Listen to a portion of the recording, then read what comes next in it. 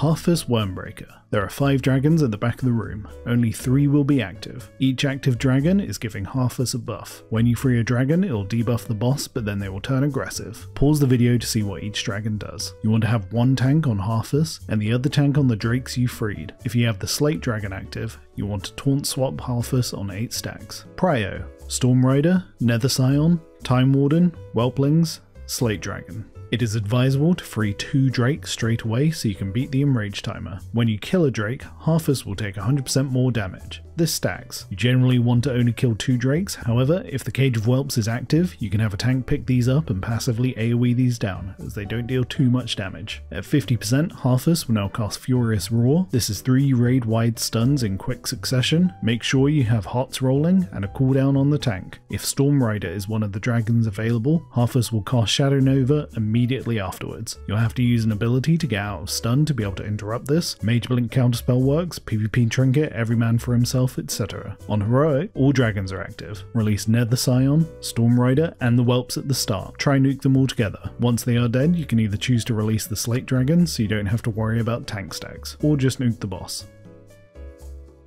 Valiona And Theralion. Tank the boss where you like, spread out around the boss, Blackout will go on a random player, stack up and dispel it to split this AoE damage. When the boss starts casting Devouring Flames, get behind her. This is a 180-degree flame breath, not a cone. It does however deal less damage the further away you are from her, so if you can't get behind it, get far away. Move out of swirlies on the ground. Dragon swap time. When the dragon swap places, have your range stack up. The boss will turn to face a ranged player and put a big void zone on the target. When you see the boss turn, this is your cue to move. Try and stack these void zones close to one another so you don't run out of room. Engulfing magic will be put on a player. This is just a pulsating AoE based on your damage, so run out of your group. If you get the meteor debuff, run to the melee group and stack up. This is a split AoE. Towards the end of this phase, Valiona will do 3 deep breath mechanics on 1/3 of the room. You need to move out of this. When this is finished, it will swap back to phase 1. On Heroic, a Twilight Sentry will spawn in the Twilight Realm every few seconds. They will deal damage to your raid. Both dragons apply a dot called Twilight Shift every 20 seconds to the tank. At 5 stacks, it will send you and anyone close to you to the Shadow Realm. Whilst the tank can run to the portal immediately, you should send down some DPS and a healer to clear up all the sentries. You'll get a stacking debuff whilst down here, so leave before your stacks hit around 20.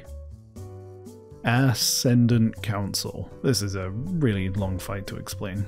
Phase 1. 2 bosses spawn. Melee focus Ignatius, ranged focus Flodius. Tank Flodius away from the group. It does an AoE that does more damage the closer you are, so the tank runs away too when they start casting. Interrupt Hydrolance. Tank Ignatius facing away. Range stack semi-close. Ignatius will jump on a random player, knocking everyone back, and charge back to the tank, leaving a trail of fire. He will also shield and start casting a big fire AoE. You need to nuke this shield down to interrupt the AoE. Range should swap to help nuke this. Flodius will put a Heart of Ice on players. This is a dot that deals increased damage, but buffs everyone around you with a damage increase to Ignatius. Stack up with melee for this, dispel it once everyone has received the buff. Similarly, Ignatius will put Burning Blood on a player. Stack on the range with this. Water falls onto the ground, avoid this. If you get hit, just this one time, run into the fire. This will remove the waterlog debuff. If you don't remove the debuff, the next AoE Flodius does will pretty much kill you. On Heroic, you'll get 2 new debuffs. Static Overload and Gravity Core. Run away if you have Static Overload, other players should run away if you get Gravity Core. When one of the bosses reaches 25% health, phase 2 will start. Ideally, you want both bosses as close to 25% before you transition. This will help out a lot later on. Tank the bosses where you like, but range and healers should stay away from Terastra. Melee focus Terastra, range focus Arion. When the phase begins, you will want everyone to run into the Cyclone so you can get the Swirling Winds buff. Terastra will cast an Earthquake. Afterwards, you want everyone to step onto the Gravity Well to become grounded. Arion will cast a Thundershock, and then you step on the Cyclone again. Repeat this for this phase. Arion will sometimes teleport away and begin casting the Lightning Blast on the tank. Interrupt this. Players will also get the Lightning Rod debuff. Move away from the raid if you get this, as Arion will then cast Chain Lightning on you. Terastra will cast Eruption. Melee move away for a second to avoid the spikes. They will also cast Hardened Skin. interrupt this. On Heroic, Ignatius will cast Flame Strike on a player, move away, it'll leave a patch of fire on the ground. Arian will summon a Frozen Orb, have someone kite it into the patch of fire from the Flame Strike. Again, try and get both bosses to 25% health at the same time. When one reaches that, phase 3 will start. All the bosses will merge together and combine how much HP they had when the transition happened. Spread out around the room to minimize electric instability chaining damage. The boss will put pools of ice underneath them, move it out. The longer this boss is stood in these, the bigger they become. Fire seeds will fall onto the ground, move out of them before they explode. Gravity Crush will pick up a few random players and deal damage to them, then drop them from a height. Make sure they're topped off.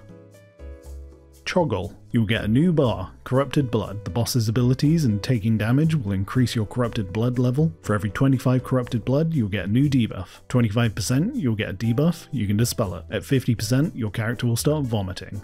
Much like real life, try to turn away from your friends before throwing up. 75%, you start casting shadow bolts on people around you. Try to take this to a capital city auction house. At 100 Corrupted Blood, you'll become unhealable. However, you will deal double damage and your casts are now instant. Have range stack up just a little behind melee. Tank swap on Fury of Cho'gall. The boss will mind control players, they will start channeling a buff on the boss. Simply interrupt them as fast as possible or use an AoE CC. Flames orders will cause Cho'gall's attacks to deal extra damage to the tank and spawn fire around them. Move out of this. Shadow's orders will cause Cho'gall's attacks to do AoE shadow damage. Heal this. Adds will spawn throughout the fight, 2 on 25 heroic. Off tank, pick them up. It does a frontal, a shadow crash ability, and an AoE called Depravity. Interrupt Depravity. When the ad dies, it'll leave behind a big pool, so have the tank move it away and ranged finish it off. You have 30 seconds to kill the ad before Festering Blood is cast. If the ad is alive, it'll do massive raid wiping AoE damage. If the ad is dead, it'll spawn slimes that move towards the raid. You need to slow, CC, and kill these before they reach anyone. On heroic, he'll also summon fire and shadow elementals, who will absorb these and deal extra damage depending on how much health the ad had on his next fire and shadow orders buff. Every 10% health you take off these elementals reduces the damage he gains. To meet the DPS check, you probably just want to ignore these, outside of passive cleave.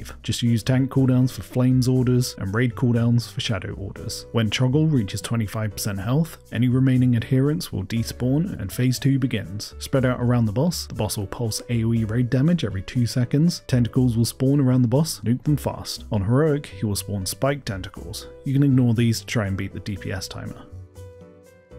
Sinestra. Phase 1. The boss has a massive aggro radius. You may want to have a hunter reset the boss so you can get in position and maximize your DPS uptime. Your whole raid needs to be spread out along the edge of the platform, no further than 15 yards away. Rack is a 50-second dot put on a player every 50 seconds. It deals increasing ticking damage. When it is dispelled, it will jump to 2 other players. The damage will be reset, but not the timer, so it will eventually fall off after 50 seconds. You'll want to dispel this every 10 seconds. However, using cooldowns and extending the amount of time that the first rack is on one single target will massively help out later on. Twilight orbs will spawn that pulse AoE damage. It'll fixate on a player, kite it away towards the back of the room. Off tank, pick up the whelps that spawn, AoE DPS them, but do not kill them yet. You want to nuke the boss to 35% as fast as possible. Once the boss is at 35%, move to the back of the room and get underneath the shield. Range can focus the boss, melee can begin killing the whelps at the back of the room. Try to kite them around and kill them one by one. They leave behind a growing puddle. If this puddle touches another dead whelp, it'll resurrect them.